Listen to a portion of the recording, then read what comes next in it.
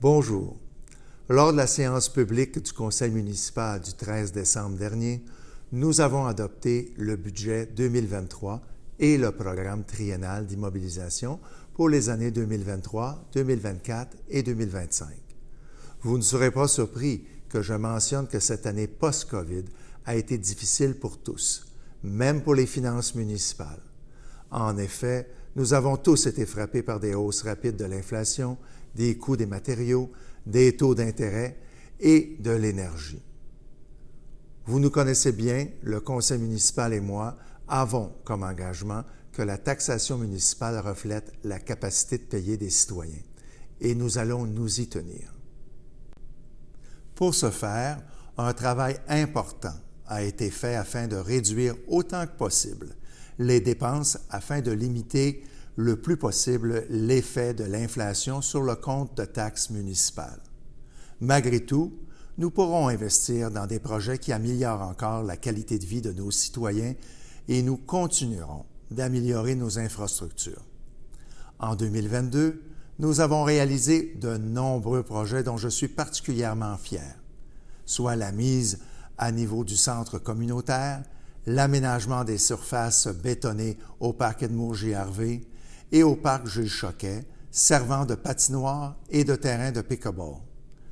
Nous avons également réalisé plusieurs travaux d'amélioration de la chaussée et des conduites d'aqueduc, dont ceux sur le boulevard Saint-Joseph et sur la rue des Caries.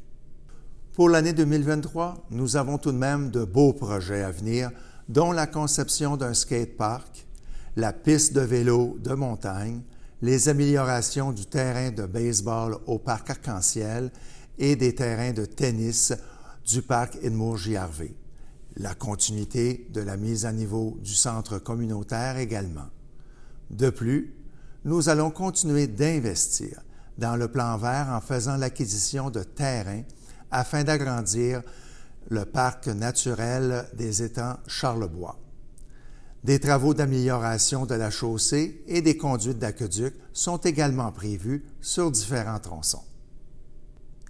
Grâce à notre saine gestion des dépenses et des revenus additionnels générés par la construction de nouvelles propriétés, cela nous permet de limiter la hausse des taxes au minimum et ce bien en dessous du taux d'inflation. Cette année, l'impact de l'inflation sur les opérations de la Ville nous oblige tout de même à augmenter le compte de taxes de la maison unifamiliale moyenne de 149 $, soit une augmentation de 5,19 %. Il faut dire que de ce pourcentage, il faut inclure la contribution de la Ville de Sainte-Julie à la nouvelle convention collective de la Régie de police, qui représente une hausse de 2,1 %. Malgré cette hausse de cette année, nous sommes fiers d'avoir une augmentation moyenne de seulement 1,5 % au cours des 5 dernières années. C'est pourquoi que nous voulons poursuivre une gestion prudente. Vous voulez plus d'informations?